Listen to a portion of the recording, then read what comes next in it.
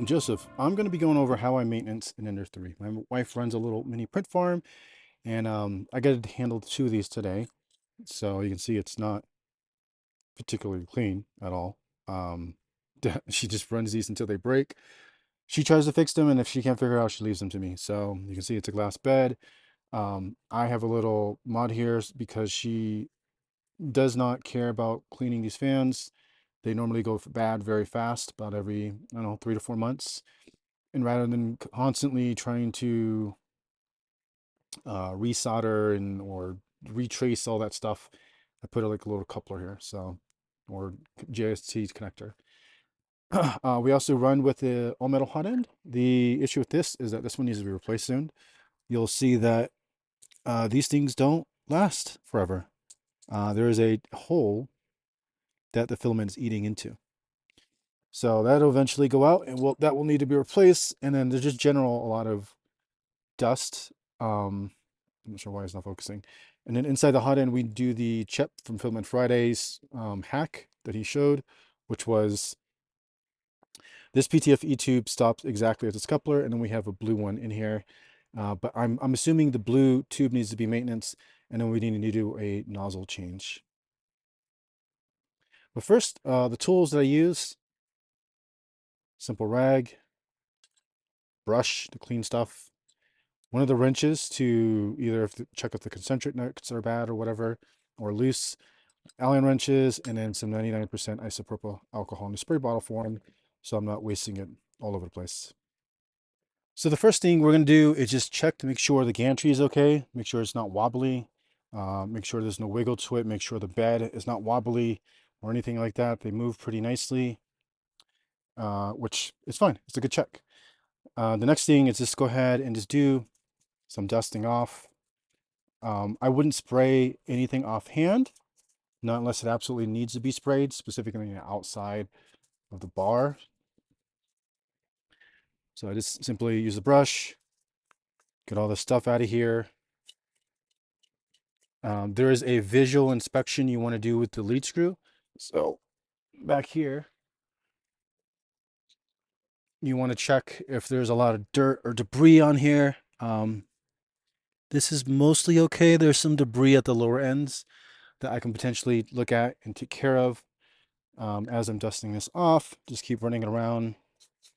Make sure you get all the dust off. This main issue with these printers is that dust is their worst enemy. So simply just dusting it off is more than enough you need to do for most things. This thing's running usually 24/7 a day, and they need to be maintained about every 2 weeks. It's about how often they need to come in as I finish up the last bit of dusting here. So for the most part, it's dusted. I need to move the bed a little bit slower. Oh, another mod we do is underneath the bed, you see some clips. We've lost about 5 circuit boards this way.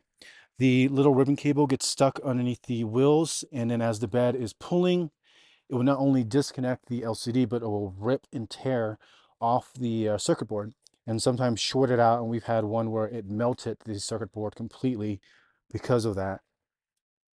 I think in newer Ender versions, they did something like this too. I don't remember, but this is the common thing that we do because like I said, we've lost a lot of things that way. I'm sure everybody's Ender 3 looks like this after years. This is probably after like 2 months. This has not really been maintenance by me as of late, at least this one specifically, which means it normally doesn't get dusted down. And like I said, this is what ends up with the fans. This is why they die so fast. And this is why I have that little JST connectors. I just have a crimping tool and I crimp these connectors on there, easy to replace. Some of these fans come like this already, so I literally we buy the versions that come with these JST connectors. They're pretty short. Literally just unplug it, replug it in. I don't need to go down to the circuit board or retrace the wires back into the cable, the rated cable there. So yeah, it's just cleaning that for now.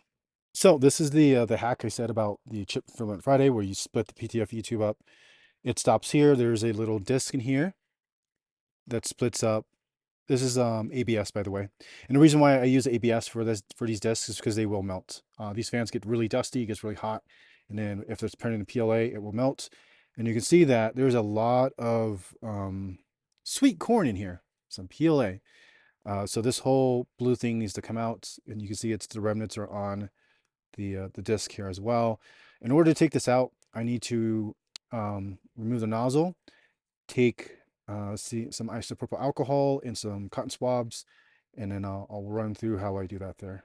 Okay, so all I'm gonna do now is just go ahead and go to a control temperature nozzle and put this around 90-ish. We don't need it very hot, just hot enough to start to get the filament a little soft. Doesn't be exact. There we go. Okay. Okay, so it's just to get the filament a little bit soft. So I can go ahead and remove the nozzle. I have this little L wrench tool that I absolutely love. Makes it a lot easier to remove these nozzles. We'll just give a nice little tug on it.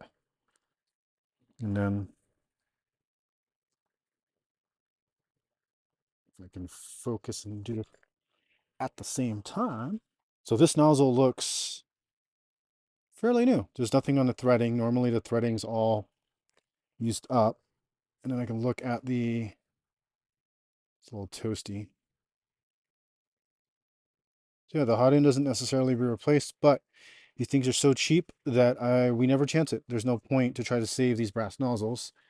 And it's easier just to get rid of it. So now that it is a little toasty, what I do is I take a 2.0 Allen wrench and I just shove it into the actual hole here. So your natural question would be, when do you know when to replace your PTFE tube?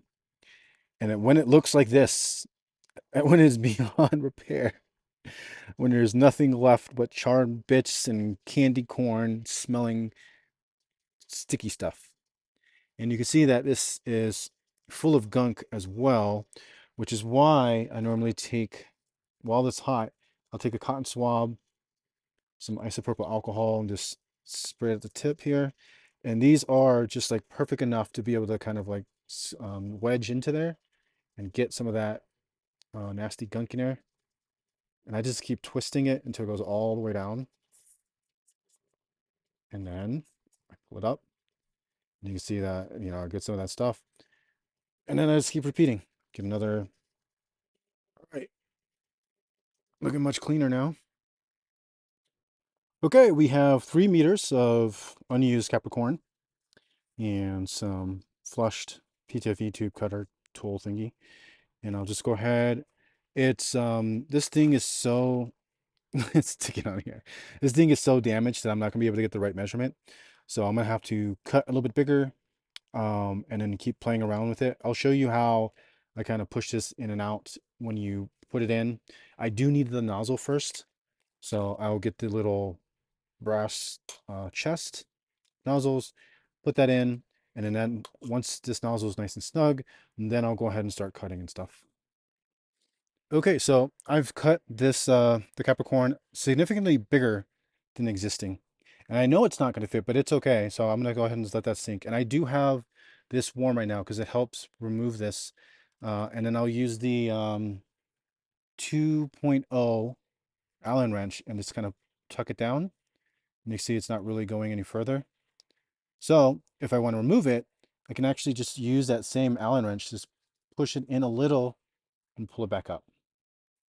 Now, this is going to be very hot on that side, and I don't want to touch this side, so I'm going to cut up here. And I'm just doing a rough estimate. If I mess up, I'll just do another brand new flush cut. So there we go. Got another one. Because this side needs to be flushed, this side doesn't have to be. And as you get shorter and shorter, it gets a little bit harder to do a flush cut each time. So it is still too long. Take it back out. Cut it again. And it's okay to have it a little higher than expected because the disc will help push against it. But this disc has a bunch of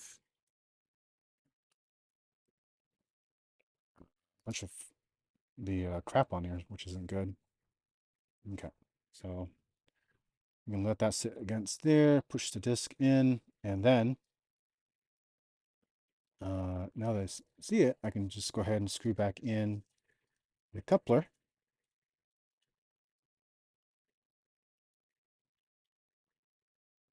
And you do want the coupler really, really snug. We've had times to where it was cut a little too high, and the coupler comes loose mid of a like 20+ hour print, and then we have filament all over the place because it doesn't stop feeding or doesn't continue to feed into there. So that's it. Now we have that all set, nice and snug.